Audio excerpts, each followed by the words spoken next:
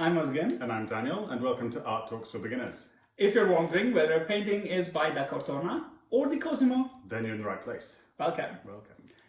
In this episode, we have a lot of celebrities from history. Oh, I don't like it when that happens. It's always people that I don't know, and I look like You a have to fool. guess who they are. Yeah. All of them.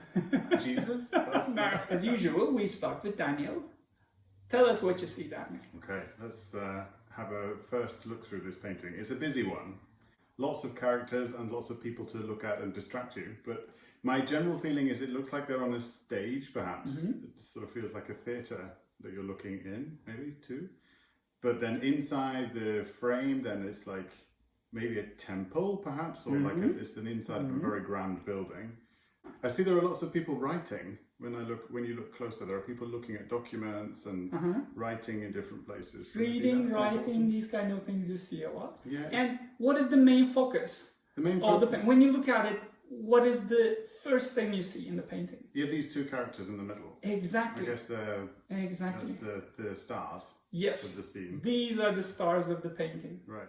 This time we will follow a different direction while we're explaining this painting. I will first reveal the name of the painting and the painter. Thank you. That will just lift off a lot of stress from you, Daniel. Now you don't have to guess. Scary when you ask me to guess. But I will ask follow-up questions later on. Okay. And then we will focus on the figures. First of all, the name of the painting is The School of Athens. And it's by Raffaello, or with the English name Raphael, Raphael, yeah. the very famous high Renaissance painter. But not a physical school, I guess. It's not actually a school No. building. That's actually a concept. While they named it School of Athens, which actually was used later on, that was not the original name that was given.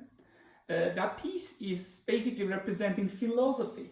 Right. That could have been named at that time as philosophy. Like the school of thought. The school Yes, of philosophy. yeah, School of Thought, School of Philosophy, you can think. And later on they called it the School of Athens, which actually is not okay, is not true, because barely a third of these figures are actually from Athens. So that's why calling it School of Athens is not the actual thing, but it just makes sense because they are ancient philosophers, all of them. In paintings like this also, it's common to take them from different times as well. I guess they're not all alive at the same time. Exactly, they are not alive at the same time, at all. So straight away, I want to ask you about who the people in the middle are. Yeah, That's where they my mind are the goes. stars of the painting, we said. Yeah, All right. let's focus on them. The one on the left, who looks a little bit older with more simple clothes on, Okay. is Plato, the very famous Greek philosopher Plato. I've heard of him. Yeah, I'm sure he did. And the one next to him, in a little bit finer clothing and nice sandals, and a little bit younger looking one, is his student, Aristotle. Yeah, another famous one. Exactly. These are the two very famous philosophers of ancient Greek philosophy. Yeah, they're both holding books. And I see their hand movements are different. When you look at Plato, for example, you can see that his hand is pointing upwards. Exactly. Because that is representing his philosophy. According to Plato, what we see around us, what we live in, is not the actual reality. He believes that there is an ultimate reality just above everything else, and that is unchanging, that is a stable reality, and what we have in life, what we see around us, is a shadow of this only. So he regards this life, what we see around, not as highly as an ultimate concept that we don't see. So that's why he focuses on the heavens, and that's the higher being, that's the higher level of beauty and knowledge, and everything that is higher is above us that we don't see. Okay. On the other hand, Aristotle believes the opposite.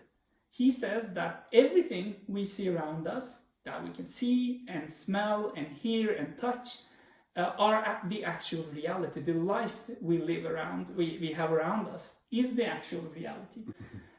Aristotle is more believing in things that we see. It's more materialistic.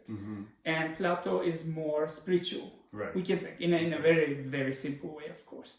That's why Plato is pointing upwards, and Aristotle has his hand downwards, more pointing towards Focusing on the earth. now. Yeah. Yes.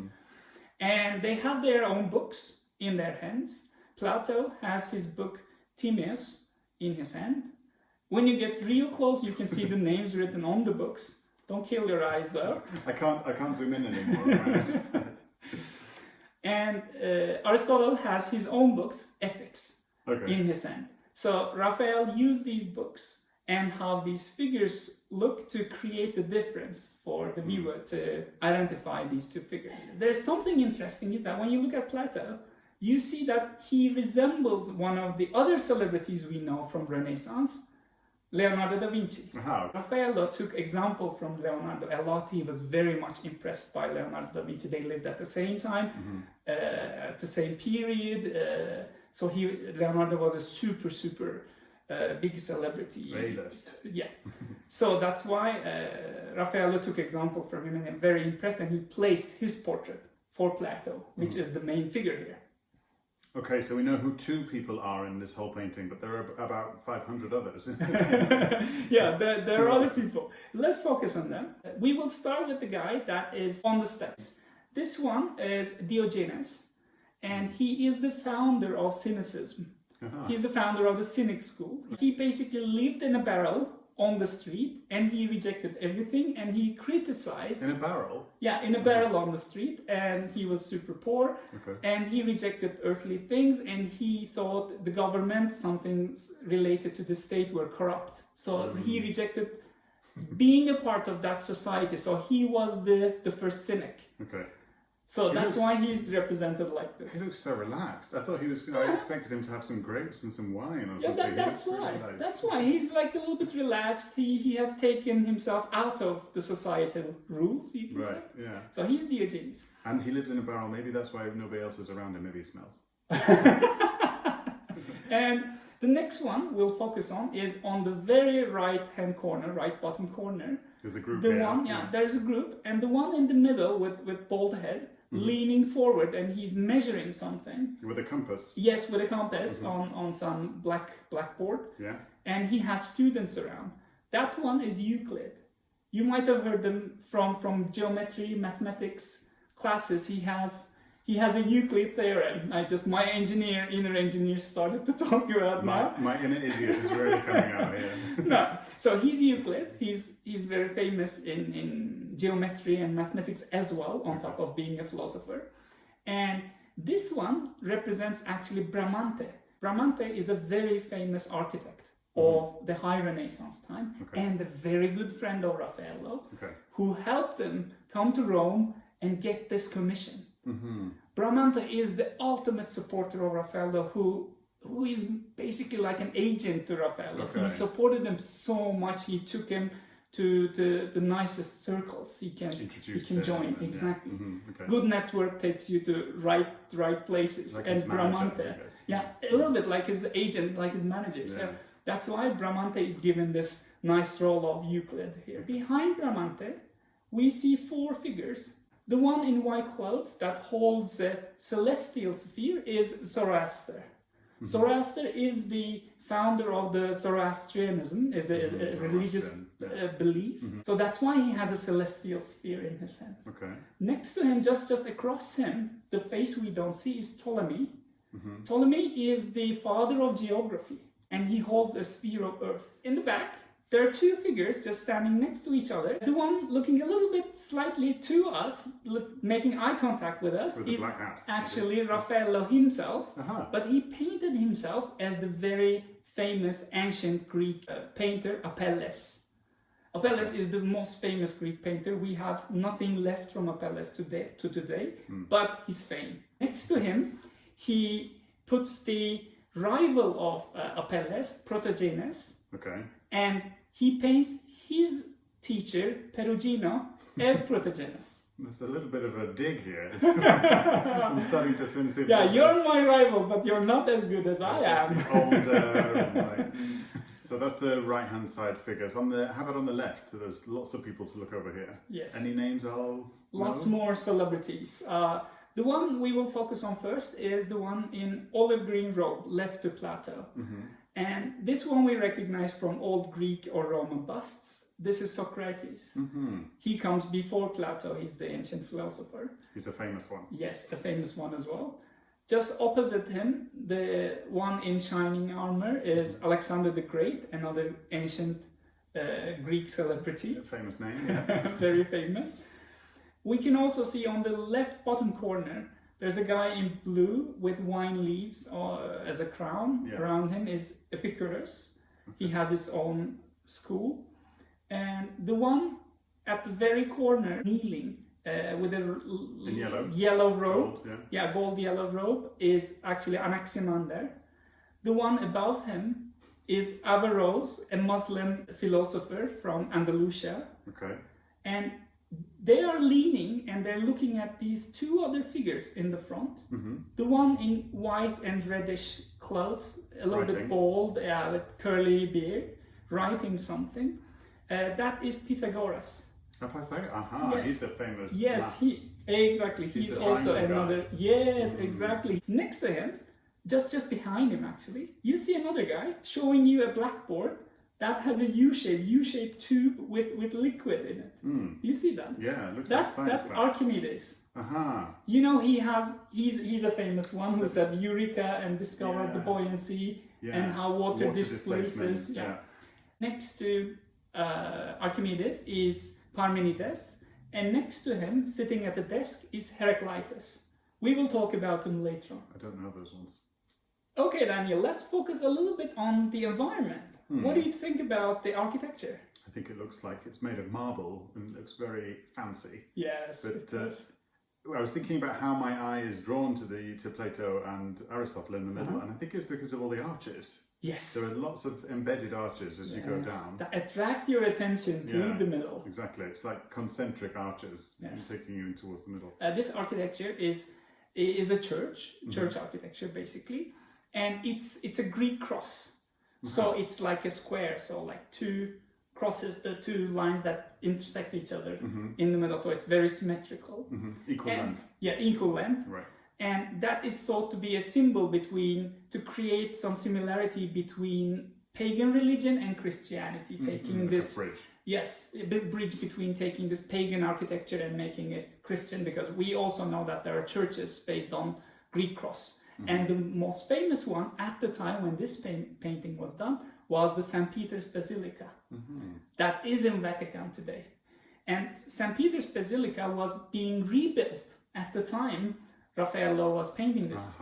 And who was building this? Which famous architect? It was his friend Bramante. Right. That we talked about. I didn't want to say. I didn't want to leave it to you if you just missed the name. Oh, my scandal. The confusing thing about, I don't know when anybody lived because painters put everybody in the same time. I was going to say... There were tons of painters. It could be Socrates. Like, they're all alive at the same time. They're just eternal. It is thought that his friend Bramante took him in the church while it's being rebuilt. It was being rebuilt.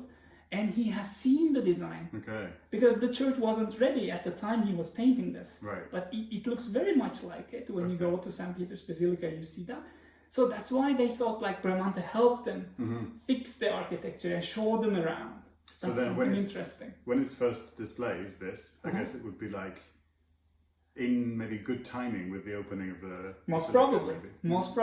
No, but actually the actual opening of St. Peter's Basilica is much, much later because Bramante couldn't finish it.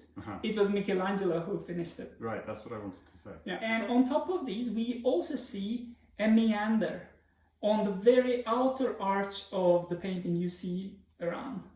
That is a Greek key design. You see that a single line that is just taking a different shape. This one? And and covering the painting, that gives it a Greek look. Because these meanders are mostly used in Greek vases. And there are Greek gods and goddesses in the painting as well. Do you see them? Yeah, I wondered that. Are these statues? Yes. Greek gods? The one on the left. Yeah. The one with a lyre in hand is Apollo. Okay. The god of the sun. Fine arts and sun. And the one on the right is a goddess with a spear and a helmet. She's Athena, exactly. So she's the goddess of wisdom. So these two gods, one is fine arts and philosophy, all these nice things, and the other one is on wisdom. So they are the best representative of the Greek mythology. They are also incorporated in the painting. Okay, Daniel, now that I spared you from all the trouble of guessing so many things. Is a test coming? Yes, now it's time for you to tell us why this is a Renaissance painting, especially a high Renaissance painting. What do you see in the painting that tells you that it's Renaissance? You know it, come on. Do I know it? Okay, let me see what I know. It's even across the image. There's Balanced it's composition, balanced. Yeah. yes. So every figure has an opposite figure on the other side. More or less. The light and shadow work is not as important. It's not like very centrally lit like in Yes, Caravaggio. not like in Baroque, Yeah. yes. Figures are treated individually, that's what we say. Yeah. They're lit individually. Oh, and the cutout thing. Yes, you can cut them out Right. and take all the figures out of the painting quite easily because they're not blended because of heavy light and shadow effects. Right. That's very Renaissance. Okay. There's one more thing that is absolutely Renaissance. Is it depth? Yes. Yeah. The Perspective. vanishing point. Yes, the vanishing point, the linear perspective. Did I get all of them? Yes, you get all of them. And the figures are idealized also. They're like in ideal poses. 8 out of 10. Yeah, you just got everything. You get a good gold medal for this. Oh, gold. And you can see that the vanishing point is somewhere between Plato and Aristotle. So when you converge all these lines, you can also see the tiles in the background. Their shapes are getting smaller as you approach towards the steps. Steps are getting smaller as you go up. deep. Yeah. Exactly. And you see, look at the arches, look at the walls, look at the statues, look at the corridor, and arches following Plato and Aristotle, they're getting smaller and smaller. And they're all converging at the same point, which Right. is between Plato and Aristotle. So where do I have to go to see this one? My guess is that it's on a wall, looking at the frame. Yes, exactly. This is on a wall. That's a fresco. And it's located in Vatican today. Okay. It's in papal chambers, in a room that's called Stanza della Segnatura. These were private chambers of the Pope at the time, where the Pope was living. These are the papal apartments. Okay. And that piece was commissioned by the Pope Julius II. But why? It's not a religious theme. Why would a pope ask for a Yes, philosophical? very good question. Why would the Pope ask for something about Greek philosophy? Right. Why isn't he more interested in having Mary and Jesus and Bible this kind of stories. thing? Exactly. The reason is, first of all, this room that was painted in, is a room that is used as a study and a library of the Pope. Okay. So that is more about knowledge and thought. And all the four walls of this room, when you go and visit it in the Vatican Museums, you see that one is covered with a painting about literature. The other one is covered with virtue and law. Another one is covered with philosophy. So all these concepts of knowledge and arts and knowledge is included in this room. So that's about it first. And there's another reason, because the philosophies of Aristotle and Plato are very much blended in with Christian belief. Yeah. Early in 5th century, by St. Augustine, especially Aristotle, philosophy was incorporated in Christian belief. What he thought was thought to be very parallel in what we have in Christian theology. And later on, Plato's ideas were also incorporated, especially in the early Renaissance time, maybe 50, 60 years before that is painted. So what Julius II wanted was, he wanted to show himself as the star of who is having all these philosophical thoughts in the Christian theology, and he recognizes them. He orders this painting in his study room. That looks very fashionable, although it's going to be only him and some of his select guests who will see that. I guess you don't think about that when you're the Pope. It's more about like making sure that you have a well-rounded, intelligent sort of... Exactly. And it's like also when he dies, he leaves this after him. It's a room I can go visit. Is it a museum now? Yes. It's open to It the is. public? It is a museum. It's in the Vatican Museum. So you can go and visit that. Okay. It's not a super big room, but it's really impressive to see this on the wall. That's why you see actually this door on the left corner, because there's a passage to the next. Oh, is this a... I thought That's this a would door. be high up or No, something. that's a door. Okay. That's a big painting. That's a door. Okay. So you said this was a high Renaissance painting, Yes. which puts it in the 1500s. Yes, early 1500s. It is completed between 1509 to 1511. A couple of years it took to complete. And it's a quite big one too. Yeah. It's 5 meters by 7.7, so it's quite a big painting. It's quite a big wall. It covers the whole wall of that room. Okay. One thing interesting about this is that Raffaello, when he took the commission in this papal chambers, you might imagine that that's a very high-level commission to get such an important task from the Pope. And Raffaello was 25 years old when he moved to Rome. He was from Urbino. First he moved to Florence, but when he moved to Florence, Florence was not in high fashion. All the big painters like Michelangelo or Leonardo had already left Florence. Leonardo was in Milan, Michelangelo was in Rome. So he left Florence and came to Rome, and Bramante was one of the reasons he did that. And Bramante introduced him to those people, and it is also thought that either one of his relatives or Bramante who introduced him to the Pope and made this commission happen. So he gets a very high commission when he just lands in Rome and gets 25. The best thing. Yes, at 25. Wow. Very so impressive. He painted this before he was 30? Yes. And when he finished this, he was 28. And one thing interesting is now, while he was painting this in the papal chambers, several meters away, we can say almost, in the Sistine Chapel in Vatican, which is also the part of Vatican Museums today, Michelangelo was painting the ceiling of the Sistine Chapel. Can you imagine those two big names, Michelangelo and Raffaello, working just next to each other, and they hated each other's guts. That was also because Michelangelo always thought that Bramante and Raffaello is a team, and they're plotting against them. Michelangelo was a very bad-tempered guy, a bit of a loner. He didn't like company much. He didn't like to be looking good. He was a very simple man. And Raffaello, on the other hand, he was young, he was good-looking, he was flamboyant, he had a really good social network. So was Bramante. He used to have guests coming to his nice apartment. They were the in crowd. They were the famous ones. Yes, they were. And Raphael, cool, especially Raphael, he used to hang out with a lot of ladies. He was the life of the party. Right. So that's also maybe the reason why Michelangelo didn't like him. It's crazy to think that they were in that space together, but I don't think they maybe went for a beer after work together. I don't think so. On top of all these, while Michelangelo was painting this, Raffaello painting this indoors. So what Raphael painted, nobody saw for a very long time because it's papal chambers. Yeah. But what Michelangelo painted in Sistine Chapel, when it's open, everybody saw that. And also there's one story that when Michelangelo was painting that, he just kept it secret, didn't show it to anyone.